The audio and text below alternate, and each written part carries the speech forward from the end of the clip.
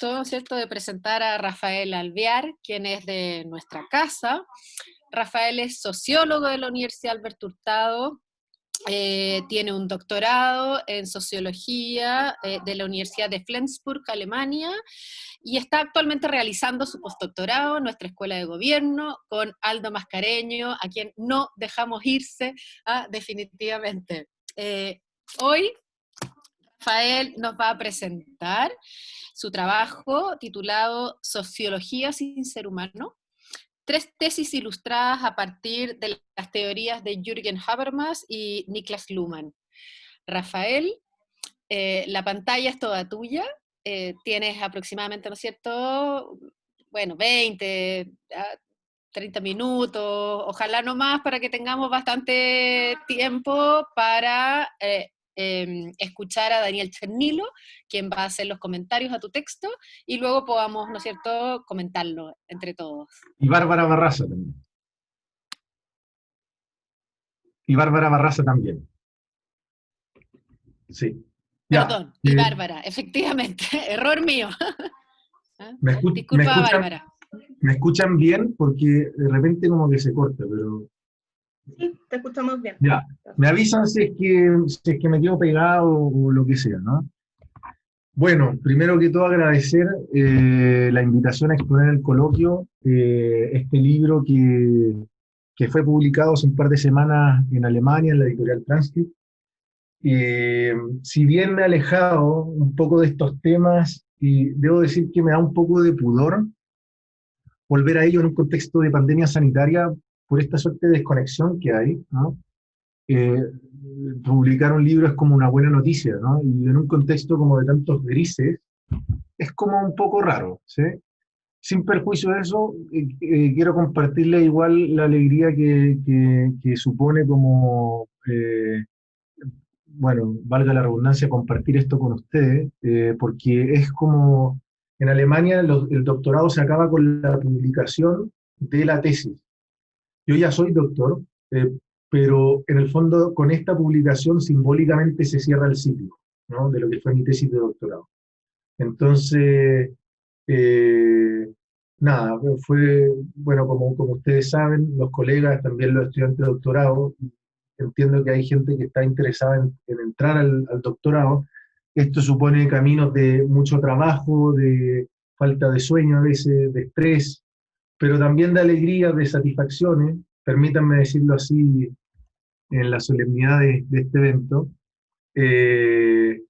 Y nada, este es uno de esos momentos como de alegría y de emoción, como de haber logrado terminar algo que me propuse hace tanto tiempo y como verlo reflejado en un texto. Así que eso. Como dice, ya que Marcelo nos mostraba la imagen de Marcelo Bielsa, como dice el gran Hernán Crespo, futbolista argentino, cuando uno está como un poco embargado por las emociones, es bueno leer para ordenar la idea y mantenerse en el tiempo. Eso es lo que voy a hacer ahora. Así que voy a comenzar, ¿sí? Bueno, mi pretensión es ilustrar el leitmotiv general de este proyecto a partir de la alegoría bíblica de la creación divina del mundo. Y aquí juego un poco con una improvisación, vamos a ver cómo sale. Para ello, la pregunta por el ser humano en la sociología contemporánea, cuestión que guía la investigación, es tematizada en somera conexión con las teorías de Jürgen Habermas y Niklas Luhmann mediante 3 puntos centrales. Primero, la idea del destierro del ser humano de la imagen sociológica de mundo o realidad social. Segundo, la pretensión contenida en aquel destierro de distanciarse de la filosofía en pos de generar conocimiento sociológico científico. Y tercero, el fracaso de dicho destierro, dada la imposibilidad de conseguir lo social sin precomprensiones antropológicas. Eso es un poco el resumen. Ahora comenzamos. Bueno, al inicio fue el destierro. El segundo relato bíblico del libro Génesis acerca de la creación divina del mundo trata precisamente de la historia del destierro del ser humano. En este se da cuenta de cómo el ser humano, en la figura de Adán y Eva, habría sido originalmente expulsado del jardín de Edén, el paraíso terrenal de Dios, plagado de terrenos fértiles, desde el cual crecerían toda clase de árboles, y todo tipo de animales, ¿no? Y aquí podemos pensar en la región de los lagos, el sur de Chile. Me imagino que el paraíso se verá un poco así, ¿no? Iba a decir la Araucanía, pero hoy día no es tan adecuado, ¿no? Pero eso harina otro costal. Esta descripción bíblica de la creación del mundo se erige así sobre un acto de deportación cuyo núcleo alegórico se presta bien para observar el problema del ser humano en la sociología contemporánea y su particular forma de crear el mundo social, ¿no? Y digo irónicamente, es decir, de cómo ésta crea sus imágenes del mundo social.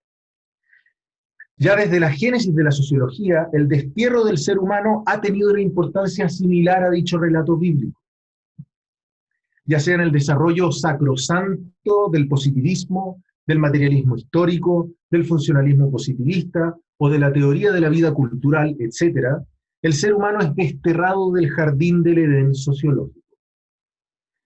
Dicho paraíso original está determinado por una idea o imagen de realidad social, a partir de la cual la premisa gumploviciana o durkheimiana de que lo social debe ser explicado a través de lo social, se erige como mandamiento canónico. Cimentado en tal cosmovisión sociológica, el ser humano es diluido para así volverse invisible. Sin importar si el mundo social tomaba impulso a partir de procesos sociales, del trabajo, de hechos y o de acciones sociales, etc., cuando se trata específicamente de dicha dimensión, la esfera del ser humano quedaría desterrada a segundo plano. De modo similar a Adán y Eva, el ser humano es desterrado entonces del paraíso sociológico, un destierro que, si bien encuentra su hito inicial en los clásicos, extiende su herencia hasta la misma sociología contemporánea, ¿no? Matriz que he analizado en su variante alemana y tematizaremos brevemente a continuación. El mencionado giro comunicativo de la sociología, que se inaugura, voy a dejar entrar a claro, ya que se inaugura en los años 70 con las obras de Habermas y Luhmann, puede ser comprendida justamente como confesional. Tanto Habermas como Luhmann ofrecen una imagen de realidad social, una imagen de realidad social anónima, colmada de comunicaciones, que se corresponde con la fe en el destierro original del ser humano. Por una parte, en el caso de Habermas, el despliegue de la bendita racionalidad comunicativa ya no depende de un sujeto trascendental, sino que del movimiento autogenerado del habla. La comunicación lingüística surge con relativa independencia de quienes la hacen posible. Habermas le llama, dice textualmente, ¿no? Esta no es propiedad privada, asumiendo así el sitial divino del colectivo, ¿no? De lo intersubjetivo.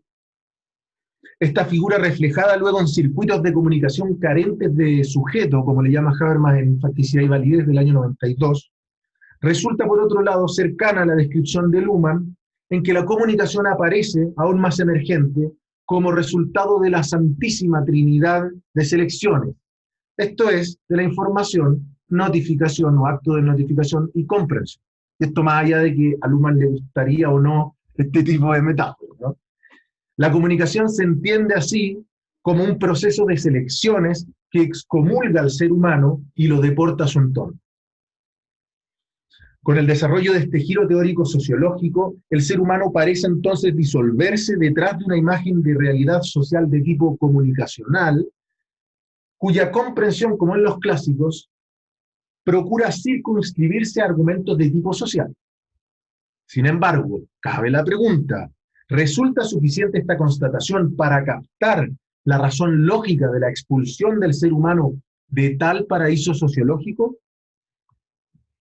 La interrogante por los fundamentos del destierro nos conecta una vez más con el Génesis bíblico. Aquí vengo preparado, pero no vengo como pastor Soto, sigo con la alegoría. La razón para la expulsión del ser humano del paraíso no reside en una actitud despectiva de Dios, sino más bien en una reacción a una pretensión específica del primero. Esto es su pretensión de saber. En el medio del jardín del Edén estaba el árbol del conocimiento, cuyos frutos habían sido prohibidos por Dios. Sin embargo, después de la seducción del demonio, encarnado en una serpiente, Y a pesar de las advertencias divinas, Adán y Eva prueban el fruto del árbol del conocimiento, lo que despierta la ira del Creador. Como resultado, Dios expulsa al ser humano del jardín del Edén, como se ve en la imagen ahí a la derecha, condenándolo así, tal como señalara Marx, al cultivo y reproducción de la tierra para poder subsistir. En el caso de la sociología, se repite la lógica, aunque en otra secuencia. Mientras que el ser humano es expulsado del jardín del Edén por haber accedido al árbol del conocimiento, este es desterrado del paraíso sociológico, porque en este caso es la sociología la que pretendería acceder a dicho saber. Aquello que funge como pecado original desencadenante en el cristianismo toma la forma de una promesa original en la sociología. No obstante, cabe preguntarse, ¿por qué diablos, no? ¿Por qué demonios le sería posible a la sociología disfrutar del árbol del conocimiento una vez desterrado al ser humano? Mi tesis es que más allá de que la sociología focaliza sus esfuerzos en el desarrollo de su idea de realidad social, por lo cual el ser humano ya no tiene cabida en tanto solo lo social explica lo social, etcétera, etcétera, hay además un elemento disciplinar que urge considerar. Mientras que el ser humano en la creación divina es concebido gracias a tierra fructífera, dice la Biblia, la sociología interpreta como una figura hecha de tierra filosófica, que como tal operaría como una suerte de obstáculo para la generación de conocimiento propiamente científico, obligando así a buscar su destierro. Al poner atención en el mencionado giro comunicativo de la sociología, queda claro cómo tal intento de destierro transporta una visible distinción entre lo científicamente apropiado, ¿no?, lo sagrado, y lo filosóficamente inapropiado, ¿sí?, lo hereje. Con la expulsión del ser humano, el análisis sociológico se desprendería de aquellas direcciones de pensamiento que ponen en peligro su confesión científica. Al respecto, cabe recordar para el caso de Habermas la denominada antropología cognoscitiva, y para el de Luhmann el esquema de pensamiento vetero-europeo. Mientras que por un lado, la semántica de la antropología cognoscitiva apuntaba a intereses cognoscitivos antropológicamente fundados, que en los años 60 eran sintetizados en la figura de un sujeto genérico, a esto le llama Habermas en alemán Gattungssubjekt, refiriéndose, ¿no?, a estos intereses que guían el conocimiento y que provendrían prácticamente ontológicamente del ser humano, ¿no?, intereses como hermenéuticos, emancipadores, etc. Por otro lado, aquel background filosófico está encarnado, según Luhmann, en la mencionada tradición vetero-europea, cuyo núcleo sería plenamente humanista y tendría una gran influencia en el canon disciplinario. Aquí hay que recordar la crítica de Luhmann a la tradición y su interpretación de que ésta entendería al ser humano como parte de la sociedad, etcétera, etcétera. De tal forma, el giro comunicativo de la sociología, que proclama a la comunicación como nueva omnipotencia, resume un poco la esencia del asunto. En este caso, la estadía definitiva en el reino celestial de las ciencias, como aduce Ludwig Gumplowicz, solo resultaría posible mediante el desarrollo de esta idea teórica comunicativa del mundo y el destierro simultáneo del ser humano y su trasfondo filosófico. ¿No? Aquí, de la antropología cognoscitiva y el pensamiento vetero-europeo. Es solo entonces, gracias a tal sacrificio, que la sociología podría alcanzar la tierra prometida de la cientificidad social. No obstante, ¿puede dicha sociología mantenerse muda y desterrar plenamente al ser humano? Y aquí pasó la última sección. Al reconstruir las teorías de Habermas y Luhmann, se ha visto una respuesta. Si al inicio de los tiempos fue el destierro, al final es el fracaso. El destierro del ser humano contiene su fracaso dentro de él. Y es que sin la preformación, y acá viene un efecto especial muy importante en la presentación, y es que sin la preformación, espero que se haya visto, del ser humano por parte de Dios, no puede haber destierro desde el jardín del Edén, de igual forma que sin una imagen prediseñada de ser humano, no puede haber destierro desde la sociología. De otra forma, ¿Cómo desterrar algo que no sabemos cómo es? Al respecto, para lograr reconstruir esta imagen de ser humano, se ha concebido el programa de una antropología sociológica. Este último conecta con la antropología filosófica alemana, cuyo espíritu inicial procede de la distinción kantiana entre antropología fisiológica y pragmática.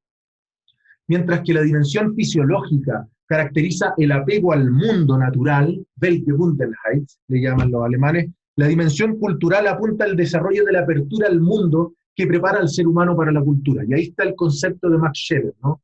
Die Weltoffenheit, apertura al mundo. Pues bien, a partir de un uso pragmático de esta estructura bidimensional y mediante el reemplazo de la dimensión cultural por una social, la antropología sociológica abandona la pregunta central de la antropología filosófica, ¿qué es el ser humano?, para interrogarse por la forma en que éste aparece fisiológica y socialmente en la sociología, ¿no? Como metaobservación.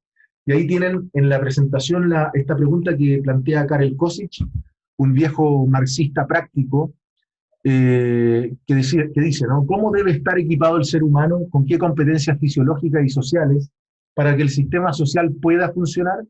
Esta pregunta que Košić la planteaba en términos genéricos y como sobre todo vinculándose con el sistema económico, nosotros la abstraemos, la idea es abstraerla y aplicarla a la sociología, ¿no? Para la noción o imagen de realidad social. Bueno, mediante un análisis de las ideas de realidad social de las teorías de Habermas y Luhmann, he intentado mostrar allí cómo surge una imagen bidimensional de ser humano. Y acá voy súper sintético, pero podemos conversar después, profundizar. En el caso de Habermas, la dimensión fisiológica del ser humano se corresponde con la idea del ser-cuerpo de Helmut Plessner. Y acá está la distinción entre Leibsein y Körperhaben. Ser cuerpo y tener cuerpo. Y la dimensión del ser cuerpo es la dimensión fisiológica. Mientras que la dimensión social es comprendida sobre la base de la competencia comunicativa desarrollada en sociedad. Así las cosas, la denominada comunicación lingüística solo puede tener lugar en tanto que se presupone la imagen de un ser humano portador de dicha competencia comunicativa, capaz de conocimiento, lenguaje y acción. Y los que hayan leído de Habermas habrán escuchado este pack conceptual, ¿no? de esta trilogía. En el caso de Luhmann, dicha figura bidimensional queda definida mediante los conceptos de autopoiesis y sentido. Mientras la dimensión fisiológica es comprendida a partir de la unidad de la autopoiesis de la conciencia y de la vida, la dimensión social aparece a partir de una competencia de sentido igualmente adquirida en sociedad. Dame un segundo. Disculpen. De tal forma, la denominada comunicación solo ha de emerger en tanto se presupone la existencia de un ser humano portador de dicha competencia de sentido, capaz de generar selecciones, ¿sí? Que luego son procesadas de manera emergente por el sistema social. Y si ustedes ven la presentación, lo que tenemos ahí, en el caso de Luhmann, también en el de Habermas, son 3 estratos. Mi profesor guía en Alemania, Hauke Brunkhorst, diría 3 estratos cuasi evolutivos. La dimensión fisiológica, que opera como base necesaria, más no suficiente para la emergencia de la dimensión social, o el advenimiento de la dimensión social, que opera como base necesaria, más no suficiente para la emergencia continuada de lo social y la sociedad, ¿no? Esta sería una concatenación prácticamente de relaciones base y superestructura, ¿no? Aunque no tan determinista como lo plantea el viejo Carlitos Marx.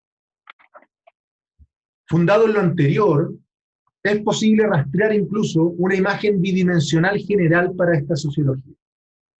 Mientras lo fisiológico apunta a dicho apego inherente al mundo con el cual se nace, lo social antropológico remite a la apertura, digamos, comunicacional respecto al mundo o la sociedad, podríamos decir que Gesellschaftsoffenheit, jugando un poco con el idioma, esta apertura a la sociedad. En vez de apertura al mundo, como decía Scheler, nos gustaría decir apertura a la sociedad, que vuelve al ser humano socialmente competente y permite a esta, ¿no?, a la sociedad, emergente. Esta presupuesta bidimensionalidad, puesta a la luz mediante la antropología sociológica, se ofrece así como la imagen humana no desterrable de una idea de realidad social cuya ciencia no solo no puede deportar, sino que incluso ayuda a modelar. El fracaso del destierro del ser humano arriba hacia su punto cúlmine. Y aquí termino. El principio que sustenta esta tesis en cuestión se desprende de una suerte de inversión dialéctica de lo que Protágoras definía como la medida de todas las cosas y que en la antropología filosófica ostentaba centralidad. Esto es, ya no es la medida, el ser humano, lo que explica y construye aquel todas las cosas, la idea o imagen de realidad social, sino al revés. Es la concepción de realidad social de la sacrosanta sociología, tal como se ven Habermas y Luhmann, la que explica y construye su propia condición de posibilidad. Esto es, al ser humano, a su imagen y semejanza. ¿Qué significa esto último, por ejemplo, para el interrogante por los fundamentos filosóficos de la sociología, ¿no? Para aquella matriz filosófica de la cual la sociología procura alejarse en aras de la cientificidad? Todo esto está aún abierto, aunque podemos discutirlo después. Muchas gracias por la atención, espero no haberlo aburrido. Oh, para nada. Muchas gracias, Rafael. Y felicitaciones nuevamente por tu libro, por tu publicación. Gracias. Entonces, le vamos a dar la palabra a Bárbara para los comentarios y luego Daniel. ¿Tengo que sacar la presentación o la dejo? Yo no tengo presentación, así que puedes dejarla si prefieres. Ya. Bueno. Como prefieras tú. Sí. Voy a no me ponerme gusta para nada, así que... Puedes dejarnos la imagen del destierro del paraíso. Claro.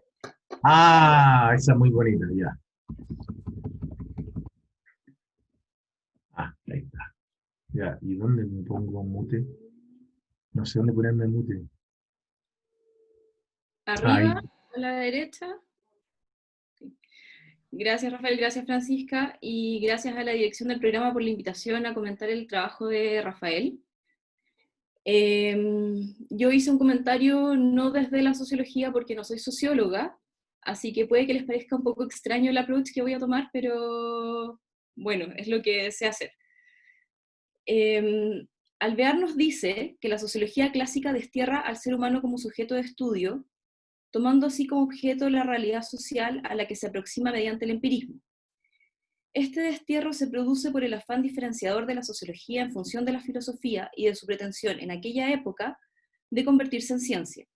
Así, la sociología clásica toma distancia de la filosofía por medio del destierro epistémico del ser humano y del estudio científico de lo social o la realidad social. Sin embargo, en la sociología contemporánea, el ser humano recobra parte de su centralidad de antaño. Él, Rafael, afirma que, en ausencia de una mirada antropológica, no se puede explicar la alienación y cosificación en la teoría de la acción comunicativa de Jürgen Habermas. En sus propias palabras, abro comillas, sin una precomprensión general acerca del ser humano, no sería posible diagnosticar si acaso éste sufre de alienación y o cosificación. Cierro comillas. De esta forma, la mirada vuelve a centrarse en el ser humano para comprender los fenómenos sociales. A través de lo escrito por Rafael en su artículo Alienación y cosificación en la teoría de la acción comunicativa de Jürgen Habermas, el ser humano como medida de observación, se desprende un relevante análisis sobre la alienación y o cosificación de los seres humanos, así como sobre la manipulación genética. El primero refiere al proceso de alienación y cosificación producido por el sistema del poder y del dinero, y el segundo a la imposibilidad de apropiación del cuerpo por parte del ser cuerpo a raíz de la toma de decisiones de terceros en un contexto de manipulación genética. Así, analizando la alienación y cosificación como productos de la colonización del mundo de la vida por una parte, y como elementos esenciales de la manipulación genética por otra, afirma la tesis propuesta. De esta forma, vemos una trayectoria desde la colonización del mundo de la vida a través del poder y el dinero, que culmina en el uso de técnicas de manipulación genética. En primer lugar, cabe destacar la tesis de la colonización. La colonización del mundo de la vida implica la racionalización de las formas de socialización, quitándoles el sentido a la cultura, a las normas y al lenguaje. En este punto, me gustaría problematizar el cuerpo como territorio de colonización. Primero, podemos pensar el cuerpo como un acto de habla, ya que mediante este y sus adornos expresamos mensajes sobre nuestra subjetividad, que los otros pueden comprender desde la objetivación o la subjetivación. Más aún, y contribuyendo con teoría feminista, en particular las propuestas de las feministas de Labia Ayala, podemos pensar nuestros cuerpos como el primer territorio que habitamos. Dado esto, el cuerpo es un espacio en disputa para las fuerzas del poder y dinero versus la cultura, el lenguaje y la subjetividad. La colonización ocurre no solo sobre nuestra subjetividad, nosotros como personas, sino que también sobre nuestros cuerpos, a través de su manipulación social y fisiológica para hacerlos productivos y racionales, es decir, instrumentales para el sistema. Ejemplo de esto son los elementos que llamaré estéticos funcionales, tales como el color de piel y la pertenencia étnica, la capacidad, la vestimenta, los adornos y accesorios, o más bien ausencia de estos, y la constante preocupación por nuestra talla en función de un ideal de funcionamiento fisiológico y de normas estéticas. Todos estos elementos que se expresan en los cuerpos y forman parte del mundo de la vida son colonizados. Lo anterior a través de la imposición tácita, y a veces explícita, de normas estéticas y funcionales en base a un ideal eurocéntrico, centrado en capacidades completas, centrado en la juventud, heteronormativo y gordofóbico. Así, nuestro cuerpo se convierte en un objeto o cosa modificable en función de dichos estándares, porque si no cumplimos con ellos, también somos cosificados pero en tanto rarezas o cosas por fuera del sistema, los cuales llamaré cuerpos otros. No hay que olvidar que junto a la cosificación sucede la alienación, por lo tanto, mediante este proceso normativo descrito anteriormente, es probable que también sintamos que nuestro cuerpo no nos pertenece, generando así alienación. Sin embargo, pregunto, ¿es la colonización vivida o experimentada de igual manera por todos los cuerpos? ¿Qué pasa con los cuerpos otros? Cuerpos que caen fuera de la norma, racializados, generizados y no binarios, con discapacidades de talla grande o talla extremadamente pequeña. ¿Cómo viven la alienación y cosificación estos cuerpos? A mi parecer, estos cuerpos se ubican en el extremo de la alienación y cosificación, ya que son constantemente medidos, sexualizados o desexualizados, adaptados, infantilizados, reducidos o agrandados, acordes a las normas de lo socialmente esperable, en función del sistema del poder y dinero. Más aún, existe toda una maquinaria en la sociedad que busca hacer dinero de estos cuerpos, en particular con los que son generizados y de talla grande, a través de la sexualización de los cuerpos femeninos y la cultura de la dieta o diet culture. Los que restan son excluidos de la mirada social, es decir, marginalizados e invisibilizados, pero no por eso dejan de ser alienados, produciendo la autoalienación en las personas que los habitan y cosificados como rarezas, ya que caen fuera de la rejilla de inteligibilidad cultural, tomando palabras de Judith Butler. En cuanto al segundo punto, sobre la manipulación genética, Rafael problematiza la diferencia en proceso de dilución entre ser cuerpo y tener cuerpo. Tomando nuevamente el cuerpo como territorio en el cual se disputan fuerzas políticas, económicas y sociales, tendríamos que el ser cuerpo y tener cuerpo son parte esencial de la experiencia vivida corporal. Somos cuerpo ya que lo habitamos y tenemos cuerpo ya que lo ponemos en acción según nuestros designios. Profundizando respecto a la manipulación genética, tengo dos interrogantes en relación a la siguiente afirmación, abro comillas. El sujeto, que debiese sentirse en su propio cuerpo como en casa, se confronta así con la extrañeza de la decisión de un tercero, que ahora permanece encarnada en el propio cuerpo. Primero, ¿hasta qué punto los cuerpos otros se han sentido tradicionalmente en casa? Y dos, ¿hasta qué punto estos cuerpos están sometidos a la decisión de un tercero? Como ya lo mencioné, estos cuerpos han sido tradicionalmente manejados por la sociedad, ya sea mediante manipulación genética o no, para distintos fines productivos, o en caso de no poder serlo, han sido marginados. Siguiendo esta misma línea, pregunto a continuación, ¿bajo qué parámetros se lleva a cabo tal manipulación? ¿Cómo se define lo genéticamente aceptable? Es decir, un cuestionamiento sobre cómo operan en la manipulación genética los parámetros patriarcales, raciales, coloniales, invisibilizadores de discapacidades y gordofóbicos. Más aún, es posible argumentar que Rafael, al problematizar la alienación y la cosificación en la teoría de la colonización y en el análisis de la manipulación genética, retorna hasta cierto punto a la visión de Marx sobre la operación de la alienación y cosificación sobre los cuerpos, que se centra en los cuerpos de los obreros, pero dando cuenta de cómo éstas operan de forma distinta sobre distintos cuerpos. Es decir, al retomar la necesidad de la visión antropológica sobre el ser humano como ser alienado y cosificado, se retorna necesariamente al cuerpo, lugar en el cual ocurren estos procesos. Sin embargo, a diferencia de lo propuesto por Marx, no se reducen exclusivamente a relaciones económicas, crítica tradicional desde la teoría de género al marxismo y también desde otras teorías, sino que toman en cuenta las relaciones políticas y culturales y por ende las relaciones sociales que entran en juego. Finalmente, Concuerdo con Rafael sobre la necesidad, abro comillas, de confrontar las distopías alienantes, cosificantes de manera colectiva. Cierro comillas. Una forma quizás posible sería reapropiarse del cuerpo como un lugar en el que compiten fuerzas políticas, sociales y económicas para dar cuenta de estas, haciéndonos conscientes de su actuar sobre nosotros y diseñando estrategias de resistencia desde la reapropiación de nuestros cuerpos como parte fundamental de nuestra identidad personal, contra la alienación y la cosificación de nuestra existencia en tantos seres humanos. Es decir, reivindicar el cuerpo como lugar político. Muchas gracias. Muchas gracias, Bárbara, por tu interesante comentario, ¿no es cierto?, a la presentación. Daniel. Bueno, muchas gracias. Gracias a Rafael por presentarnos el libro. Quiero brevemente contextualizar un poco, ¿no? Esta es una actividad muy importante para el doctorado, porque la publicación de un libro es siempre una celebración, más aún cuando es el primer libro.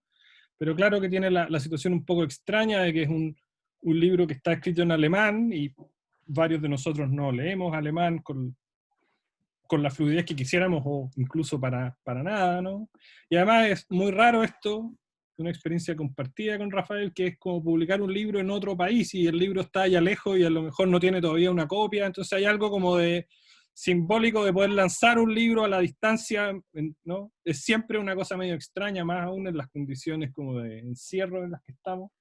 Por eso también, ¿no?, la idea de presentar el libro a la comunidad del doctorado, pero más allá también de la comunidad del doctorado, como una forma de mostrar lo que hacemos en el programa, ¿no?, a los invitados que tenemos hoy día. Entonces, por eso un poco la estructura de la sesión de hoy día, con Bárbara, que es estudiante del primer año, haciendo uno de los comentarios. Así que dicho eso, voy a pasar de lado y dejar de lado, ¿no?, las felicitaciones, y me voy a concentrar en el contenido de lo que leímos, ¿no? Rafael nos compartió varios textos, varios artículos que ha publicado, así como esta presentación, entonces también tuvimos tiempo como para afinar la puntería de lo que queríamos decir. Entonces, evidentemente hay algunas tesis que compartimos con Rafael y con algunas de las cosas que he trabajado yo. Por un lado, hay una reflexión y una convicción respecto a la importancia de hacer explícito el vínculo entre la sociología y la filosofía. Por otro lado, está esta discusión sobre la relevancia de la dimensión antropológica, ¿no?, aquellas propiedades que nos constituyen como seres humanos y cómo ellas se relacionan con las preguntas sociológicas más fundamentales. Quiero partir entonces con una cita de la presentación de Rafael, ¿no? La cita dice, ¿no?: el destierro del ser humano contiene su fracaso dentro de él. Sin la preformación del ser humano por parte de Dios, no puede haber destierro desde el jardín del Edén. De igual forma que sin una imagen prediseñada de ser humano, no puede haber destierro desde la sociología. Entiendo que la imagen del destierro puede ser alegórica, pero Rafael la usa en varias ocasiones, en distintos textos, por lo que me la voy a tomar en serio, y confieso que me genera algunas dificultades. Un primer elemento es que este destierro presupone una situación ideal inicial, un paraíso desde el cual el ser humano sería expulsado. No es claro para mí cuál sería ese paraíso que es previo al destierro sociológico. Rafael afirma, con razón, que la idea del destierro presupone el ser humano. Pero pienso que no basta con ello, sino que las características del paraíso mismo me parecen relevantes para que el argumento tome, ¿no?, mayor densidad. No estoy seguro de encontrar ese argumento. Y una posibilidad sería decir, bueno, ese paraíso previo sería, ¿no?, la filosofía o la tradición filosófica. Pero es difícil pensar que la filosofía pueda constituir ese paraíso, porque lejos de ser justamente un paraíso, la filosofía vive en este estado de crisis permanente, tanto crisis interna, ¿no?, de sus discusiones y debate interno, y en este periodo además una crisis externa, ¿no?, una crisis de legitimidad asociada al desarrollo de la ciencia. Entonces, sin una idea de paraíso perdido, la imagen del destierro me parece más difícil de precisar.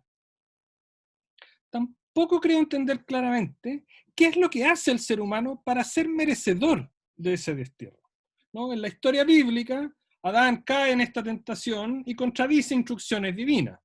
justa o injustamente, ¿no?, el ser humano tendría alguna responsabilidad en su destierro. Pero ¿cuál es la responsabilidad del ser humano en el caso de este destierro? ¿Cuál es la acción u omisión que lo hace merecedor a un destierro? Más aún, ¿hay algo que el ser humano podría hacer o dejar de hacer para terminar con el destierro? Imagínense más aún, ¿no? Y la posibilidad de volver al paraíso. Rafael opta por la tesis de que el destierro está relacionado a la aparición de la tesis sociológica de que lo social se explica por lo social. Y yo creo que tiene toda la razón cuando afirma que el presupuesto de la emergencia de lo social no hace desaparecer la idea de ser humano. Ese es un argumento central y lo comparto. Pero incluso si el postulado de la emergencia presupone el ser humano, la idea de emergencia no presupone, al menos necesariamente, una sociedad ideal. La idea de emergencia presupone al ser humano, pero no requiere un paraíso. Pareciera entonces que el destierro sociológico del ser humano es un resultado no anticipado de la emergencia y de la complejidad de lo social, antes que resultado directo de que el ser humano haya contravenido alguna ley natural, divina, o incluso alguna ley terrenal. Como decía, esto es relevante porque en la versión teológica del destierro, el ser humano hace algo para generar o merecer el destierro. Pero en el caso de la versión sociológica no creo que sea así. Finalmente, el ser humano no hace otra cosa que lo que siempre ha hecho: llevar a cabo la historia bajo condiciones que no son de su elección.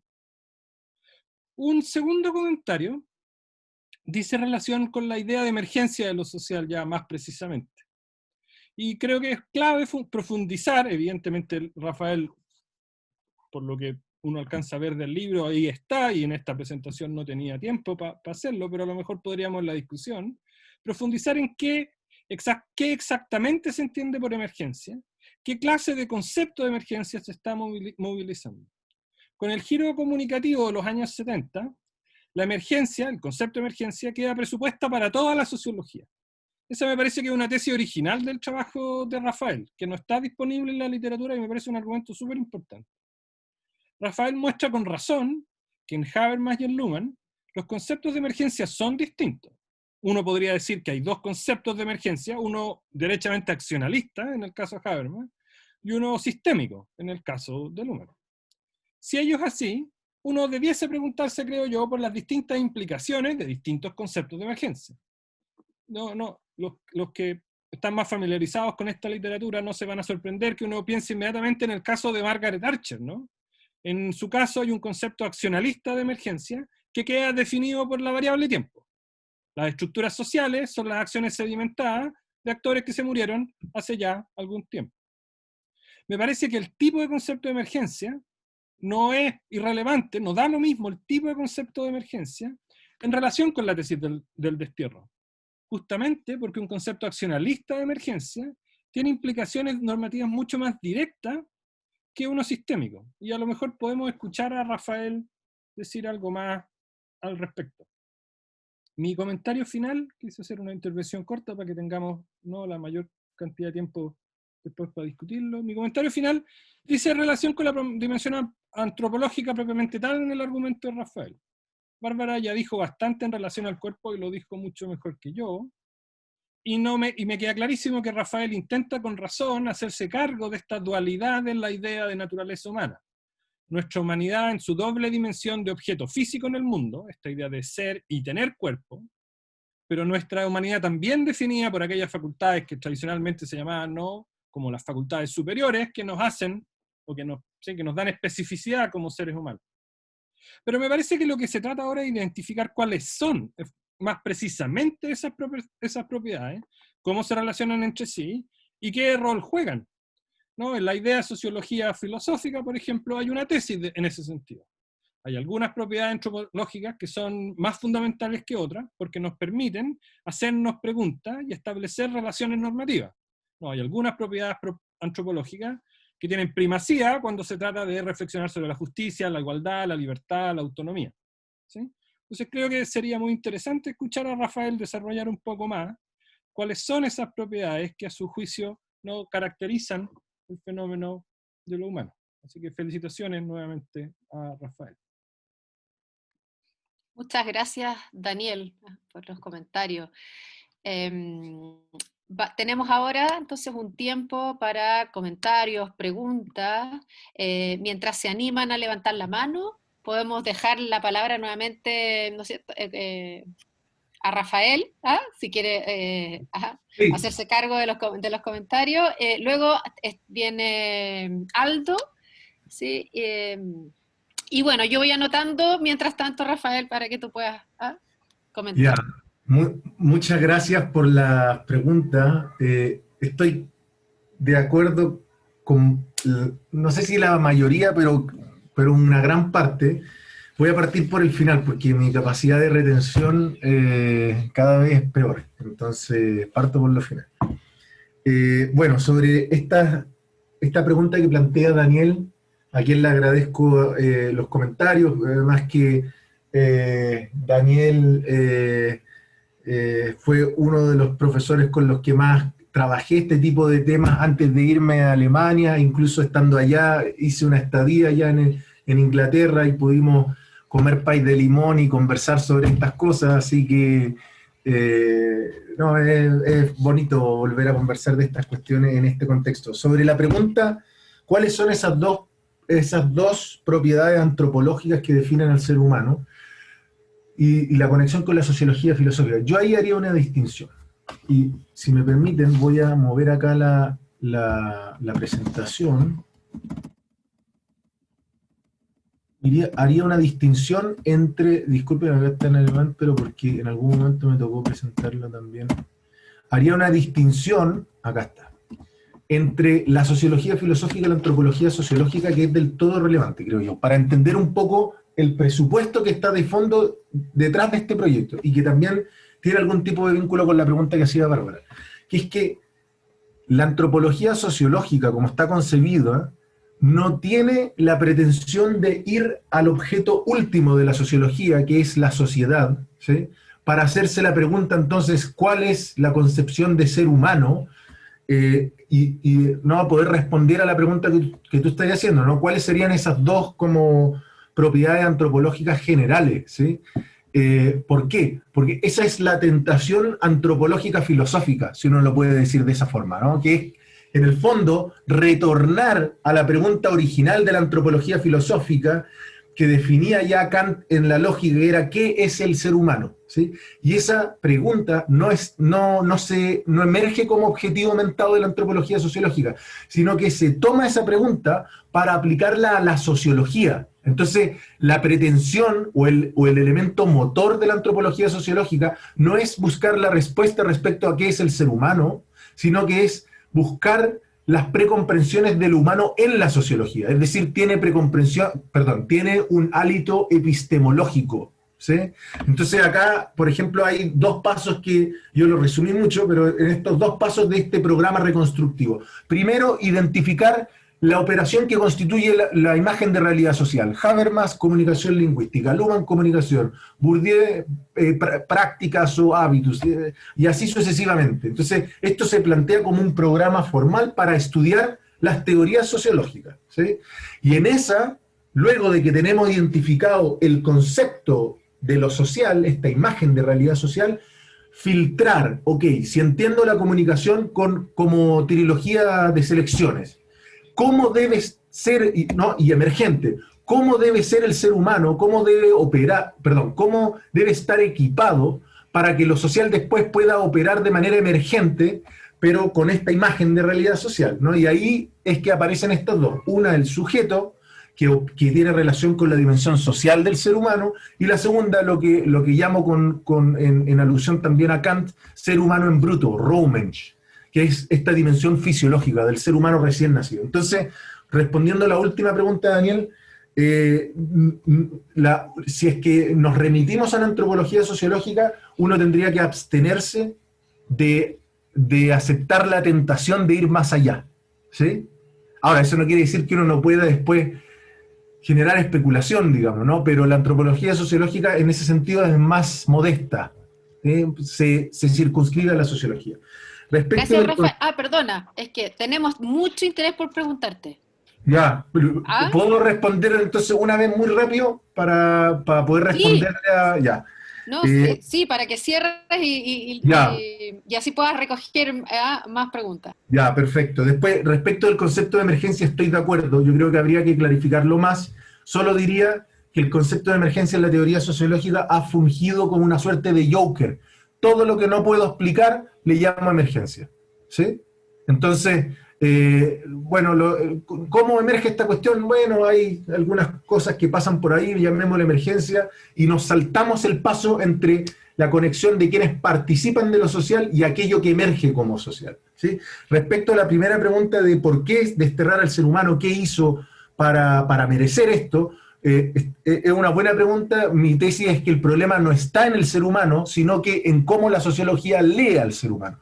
Que es que en este sentido, ya desde los inicios, estamos hablando de Comte, etcétera, se entendía que el ser humano era la figura primordial de la filosofía. Por eso Kant entendía a la filosofía, ¿no?, como el cuarto, ¿cómo era la cuarta dimensión filosófica? Es la dimensión antropológica, que es el ser humano. Entonces, la sociología quería hacer ciencia, y para hacer ciencia necesitaba alejarse de la filosofía. Y como entendía que el ser humano era entendido como un objeto eminentemente filosófico, necesitaba escamotearlo, necesitaba sacarlo de encima para poder obtener esa cientificidad y poder llegar al reino de los cielos científicos. Respecto de lo de Bárbara, estoy muy de acuerdo con lo que dice. Yo diría dos cosas nomás. Primero, que el texto que pudieron leer, que era el excurso del capítulo de Habermas, lo que pretendía era tratar de filtrar las imágenes de ser humano de la teoría de Habermas, sin necesariamente, en ese sentido, me abstuve yo de decir, oye, pero acá le falta esto, porque desde luego comparto la crítica. De hecho, hay una anécdota, no sé si contarla, pero bueno, esta misma discusión del Körpergeschrei, ¿cómo se dice eso, Aldo? Como el grito del cuerpo, algo así, como de Judith Butler, la crítica a Habermas, ¿no? De a usted se le olvidó el cuerpo. Agnes Heller dice lo mismo, a usted se le olvidó el cuerpo, se olvida que el ser humano no solo es racionalidad, sino que también tiene sentimientos, emociones, etcétera, etcétera, ¿no? Con eso lo comparto absolutamente. Mi intención era más bien tratar de develar su imagen de ser humano. Y ahora la pregunta que uno se podría hacer para conectar con la dimensión política que planteaba es en qué medida esta formalidad que estoy mostrando en la presentación, estos dos pasos, podrían servirnos para ir a buscar, por ejemplo, con un enfoque postcolonial, si alguien tiene el interés, o de crítica de género, y decir, mire las imágenes de ser humano que usted está proyectando. La primera, masculina, ¿sí? Como creo que Dussel tenía algo en este estilo, ¿no? Habermas presupone que son todos hombres blancos y que comen bien en la casa, ¿no? Entonces, ponerlo muy, muy rápidamente.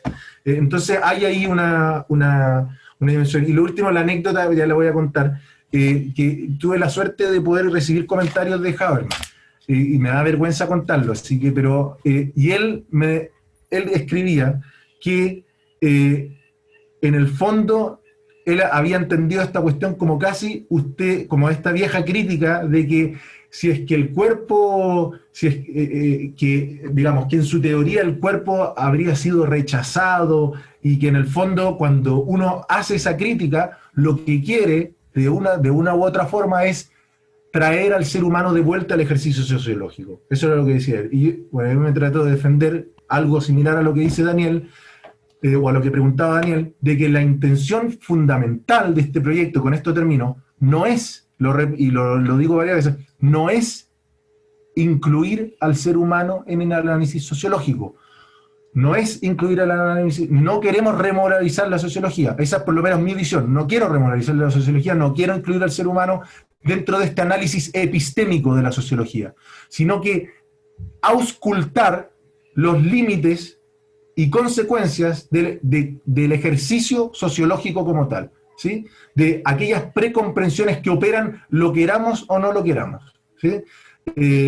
Y ese ejercicio epistémico se funda en esta ficción del destierro. Con esto termino. La ficción es la siguiente: la sociología debe desterrar al ser humano para poder estudiar lo social.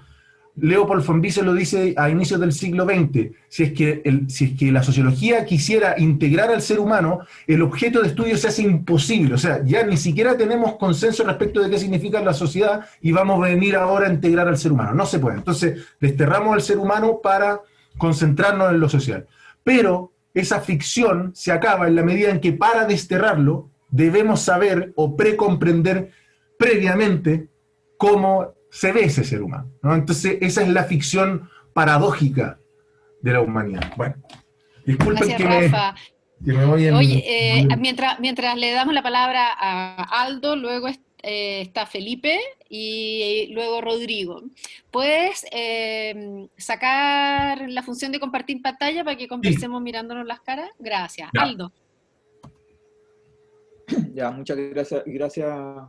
Gracias Rafael, y felicitaciones a Rafael por el libro, en una muy ya buena editorial de mi universidad, además de la Universidad de Bielefeld. Excelente, de la Universidad Lumaniana de Bielefeld. Y gracias a la Bárbara y a Daniel por sus presentaciones también. Yo, como había leído como partes de tu tesis, seguramente no entera, pero me sorprendió ahora como toda esta adorno eclesiástico que introdujiste en tu presentación, ¿no? Y creo que no es solo una alegoría ni es solo una metáfora. O sea, me parece que lo que... Aldo, que no, me quedé pegado hace 15 segundos, por si acaso.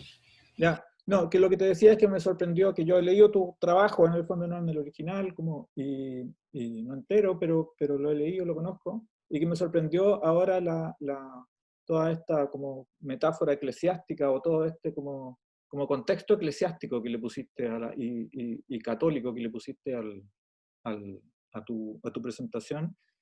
Y me quedé pensando, o sea, no me parece que sea una casualidad. O sea, no me parece que sea una simple alegoría, no me parece que sea una simple metáfora, ¿no? Y quería tomarme en serio como todos esos juegos que hiciste que parecen como ingenuos y parecen divertidos y metafóricos, pero que si uno ve como todo lo que se ha hecho en la relación entre catolicismo y política, o catolicismo y tanto en la derecha como en la izquierda, catolicismo y sociología, me parecen como que conducen hacia un lado, ¿no? O sea, como varias partes de las que tú estabas hablando, ¿no? Me recordé de Morandé, ¿no? De Pedro Morandé, y me puse a buscar textos, me puse a buscar libros, citas de Morandé, y encontré varias cuestiones que eran bastante similares a lo que tú estás haciendo, ¿no? O sea, y que tienen que ver en el fondo, ¿no? Finalmente, con el intento de descubrimiento de una especie de ontología de la presencia, así de tipo heideggeriano-católica, en el fondo, ¿no? A partir de la cual fundar la experiencia del ser humano y la comunión del ser humano en Dios, ¿no? O sea, como o sea, no vería, a partir de tu presentación, no de tu trabajo, no de tu libro seguramente, donde no creo que existan estas licencias metafóricas, que en todo caso no me parecen casuales, ¿no? En este caso, no me parecen solo para el show, ¿no? Sino que me parece que también tienen un estatuto teórico dentro de tu trabajo. Porque finalmente estás haciendo eso, ¿no? Estás como fundando en una idea de persona, en una idea de ser humano, como si fuese un horizonte ontológico que no puede ser discutido. O sea, y mi pregunta o mi crítica en el fondo también está orientada al propio concepto de ser humano. O sea, ¿por qué partir de ese concepto de ser humano como si ese fuese el estándar, ¿no? El estándar a partir del cual uno tendría que evaluar todo lo demás, ¿no? De hecho, cuando tú mismo ocupaste, y se entendió también por la Bárbara, por ejemplo, ¿no? La idea de ser humano, tú ocupaste la idea de ser humano, ocupaste la idea de persona, ocupaste la idea de cuerpo, ocupaste la idea de individuo, ocupaste la idea de hombre, como si fuesen más o menos lo mismo, ¿no? ¿No? O sea, eso ya te muestra que hay una semántica asociada al ser humano y que la idea del ser humano en sí misma se diluye, ¿no? Si uno hiciera el mismo ejercicio que hay detrás de eso, o sea, como esa misma idea se diluye. Entonces, a mí me parece que lo que que lo que hay detrás, en el fondo, ¿no? de este tipo de presentaciones es, más bien lo quiero formular distinto, te lo quiero preguntar. Si hay detrás de esto de configurar una especie de sociología católica latinoamericana, de nuevo, alternativa a la fórmula de Morandé, si hay un proyecto de esa naturaleza, ¿no? Y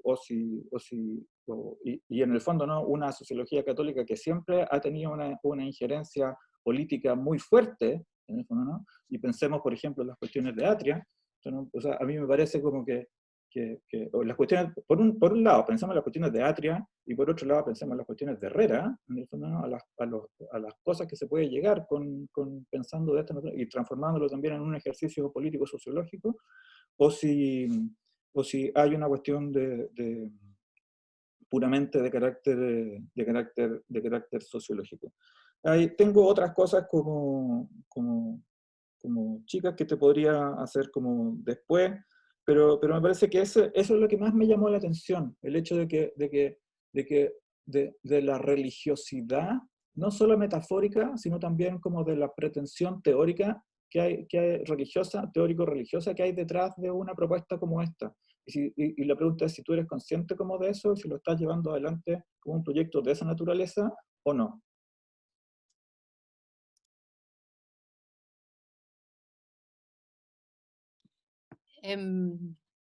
Felipe. Estás sin micrófono. ¿Ahí sí? ¿Ahí sí? Ahí sí. Ya, muchas gracias. Así. Adelante. Bueno, gracias por esta actividad, Rafael. Tú sabes que también me parece bien interesante el proyecto. Y mi intervención es básicamente en relación a la idea de ser humano, nuevamente, un poco tomando lo que decía Aldo. ¿Cuál es la figura que efectivamente tú tienes detrás cuando hablas de ser humano? Porque a mí me da la sensación de que, por un lado, claro, hablas de este sujeto, individuo, ente racional eventualmente, pero yo creo que cada una de esas nociones puede efectivamente caer dentro de la categoría ser humano, sin duda, pero si tú especificas la noción de ser humano, cada una de esas categorías tiene implicancias también para la noción de sociología que incluso tú puedes contraponer como el elemento emergente o colectivo, en fin, el proceso social en el fondo.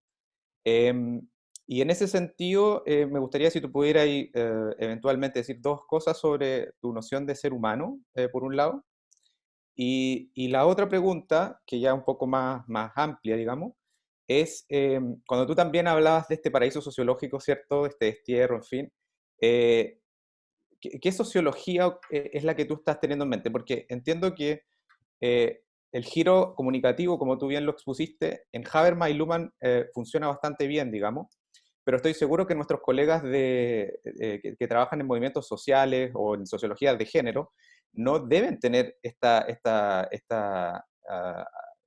asumición, no sé cómo decirlo, este preconcepto de que el ser humano está desterrado, digamos, desde la sociología. Yo creo que efectivamente ellos funcionan con un concepto de humanidad y de individuo y de agencia que efectivamente no caería no se condicería, no sería coherente o consistente con la propuesta un poco del destierro, ¿cierto?, del ser humano, de la teoría sociológica en general. Entonces yo creo que de pronto también especificar quizás a qué teorías te refieres, a qué tipo de sociología en concreto te enfocas cuando dices que hay un destierro, porque suena como una cosa muy interesante como supuesto inicial, pero si tú después lo empiezas a desglosar en diferentes sociologías, creo que quizás no funciona tan bien, o no en todos los casos al menos.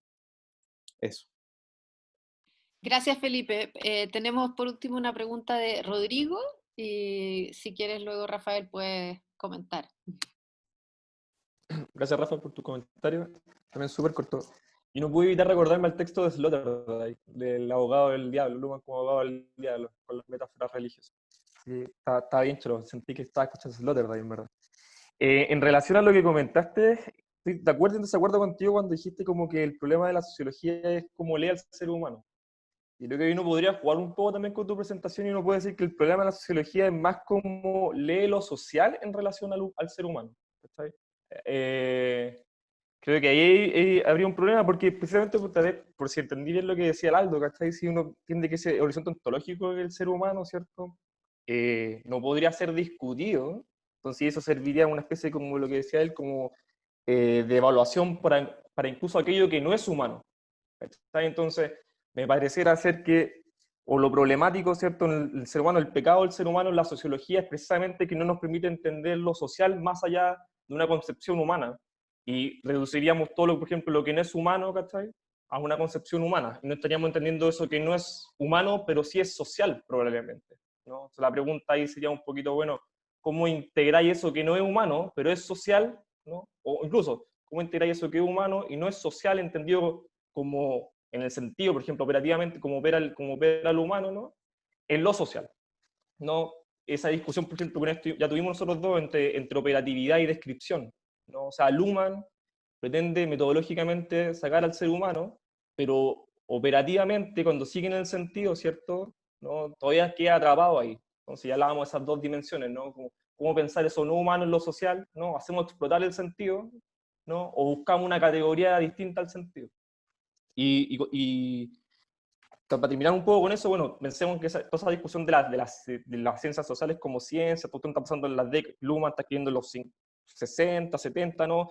La cibernética, la teoría de la información, ¿no? Cómo pensar las relaciones más allá de la naturaleza de los objetos o de lo que estáis observando, ¿cachai? Para seguir un poco en esa línea. Entonces mi pregunta sería un poco, bueno, ok, si el paradigma, si este destierro fracasó, ¿cuáles son las consecuencias, por ejemplo, para pensar lo social más allá de la contingencia humana? ¿Cachai? O sea, para pensarlo más allá de lo social, no menos que humano, pero sí lo más humano, más que humano. ¿Cachai? No sé si tú podrías decirme algo al respecto. Eso. Gracias, Rodrigo. Rafael, tenemos unos pocos minutos más, ¿ah? Porque luego tenemos un seminario a la 1, así que te damos la palabra para que tú puedas cerrar, ¿no es cierto?, esta presentación. Súper, muchas gracias. Primero la pregunta de Aldo, la lectura la comparto plenamente hasta la última parte, es decir, sí, esto tiene un poco más que meramente jugar con esto, a pesar de que mi intención original era jugar, ¿no? Algo similar presenté como defensa de tesis, y estaba ya cansado un poco de tener que hacer siempre la misma lectura teórica, entonces quería jugar un poco con estas metáforas para hacer algo más ameno. Ahora, es cierto de que hay algo más atrás, pero para clarificar de inmediato mis pretensiones como encubiertas, o las que creo que son así, mi intención no es religiosar o religiosizar, o como se diga, la sociología o el ejercicio sociológico, o generar una suerte de sociología católica, sino que lo que quería, así como el elemento más profundo que estaba ahí, era otra cosa, era un poco con cierta cercanía y distancia de lo que Friedrich Steinbrück hablaba en los 70, 80 respecto de la sociología, con cierta nostalgia, que decía, el ser humano ha desaparecido, wurde abgeschaffen, fue derogado de la sociología en pos de la promesa de los hechos sociales, ¿sí? Y ha devenido esta sociología en una cosmovisión de mundo. Entonces, mi intención con estas figuras del destierro, bueno, no del destierro, porque el destierro está en el trabajo entero, con las figuras del paraíso, de la creación del mundo, era una figura relativamente constructivista, que lo que intentaba mostrar, o ahí está la motivación que tenía de fondo, mostrar cómo la sociología cuando emerge con una oferta de lectura de mundo, ¿sí? Con una oferta de lectura de mundo particular. Y que desde mi punto de vista, ahí sí estoy también de acuerdo contigo, yo también me acordé, leyendo esto antes de presentarlo, me acordé de este reparo heideggeriano de que la ciencia viene a olvidarse, digamos, de la filosofía, perdón, de la, ¿cómo era?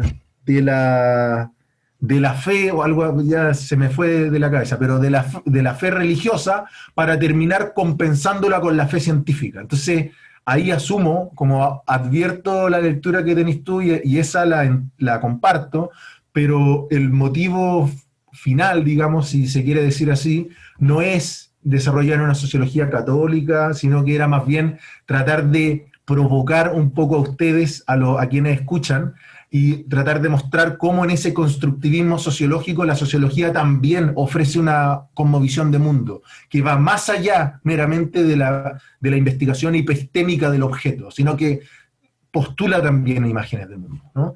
Eso respecto a lo primero. Y a lo segundo, que va conectado también con lo que decía Felipe, de esto del ser humano, yo diría, como ahí tengo cierta distancia, pero entiendo lo que dicen porque no presenté nada profundo al respecto. Yo hago una distinción clara entre ser humano, sujeto, ser humano en bruto, individuo, persona. Muy pequeño esta distinción, no es mía, sino que la reconstruyo, ¿no? Ser humano concebido como especie, ¿sí? Sujeto como aquel que participa de lo social, ser humano en bruto como aquel ser humano fisiológico recién nacido, ¿sí? Individuo, aquello que no se puede dividir, ¿no? Aquello indivisible, ¿no? Y la intención de este programa era plantear esta bidimensionalidad entre lo fisiológico y lo social, pero sin contenido, o con el menos contenido posible, para poder ir luego a las teorías sociológicas y llenarlas de ese contenido encubierto que no declara. Entonces, no es el ser humano entonces bueno, es malo, qué sé yo, es racional, no. Yo me abstengo de esa pregunta y voy a la teoría sociológica para reconstruirla, ¿no? Eso respecto de este concepto de ser humano. Y respecto del ser humano, Rafa, del ser humano, como puesto en esos términos, como indivisible, es justamente el origen religioso y católico del término de ser humano, no es otro. Es justamente la comunión de ese ser humano en Dios, que hace la unidad del mundo. Sí. Si tu concepto de ser humano es ese, el concepto de ser humano que hay detrás de tu sociología es un concepto católico. Es que, sí, entiendo a lo que va ahí, pero no es mi concepto de ser humano, porque en el proyecto, como les mostré en la imagen anterior, la categoría de individuo yo la dejo de lado para solo asumir las categorías de sujeto y de ser humano en bruto. ¿Sí? Porque la categoría de individuo es solamente aquello que es indivisible. No me interesa. A mí lo que me interesa es ver cuál es la precomprensión fisiológica y luego social detrás de las imágenes del mundo social, ¿no? Entonces, ya el resto de cosas, persona, individuo, yo hago la distinción, la hago, pero lo dejo de lado, me concentro meramente en esas dos categorías, antropológica, filosófica, si se quiere, o como reconcebida. Ahora, respecto a lo que decía Felipe, yo comparto como la posibilidad del reproche, es decir, hay otras sociologías contemporáneas que operan diferente, ¿sí? Lo que habría que ver, porque la sola mención de agencia no supone que el ser humano está dentro. Eso yo creo que ahí puede haber una confusión. La misma sociología de Weber, uno puede, con Wolfgang Schluchter, uno de los mejores, o no mejores, pero esas palabras no se pueden, uno de los reconocidos intérpretes de la obra de Weber, sostiene algo similar, que también es posible reconstruir ideas de emergencia. Y uno dice, bueno, pero la sociología de Weber es individualista, es accionalista, se ve la agencia, acciones sociales, etc. Pero la pregunta, cómo yo planteo el problema es epistémico. ¿Cuál es el objeto de estudio? ¿Sí? Entonces habría que hacerse la pregunta, en esa sociología, ¿cuál es el objeto de estudio? ¿Lo social o el ser humano? Si es el ser humano, ya no es sociología, según la concepción de cómo estoy reconstruyendo el programa. Si es que es lo social, ok. Segundo, ¿cómo accedemos a eso? ¿Accedemos a través de categorías antropológicas? Yo creo que no. Yo creo que incluso en discusiones de género y otras que mencionaste, el problema no es el ser humano, no es partir del ser humano, se llega al ser humano, pero no se parte desde ahí, ¿no? Porque esas son justamente lo que van a decir ese tipo de teorías, que son construcciones sociales, ¿no? Entonces, ahora, para no sonar como rajatabla, habría que igualmente, y en eso te concedo el punto, habría que ver puntualmente en cada teoría cómo se ve esto, ¿no?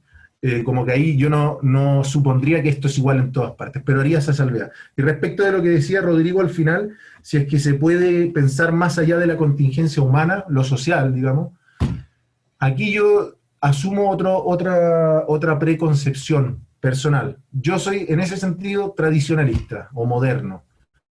Yo creo que para que lo social emerja, debe haber un ser humano ahí.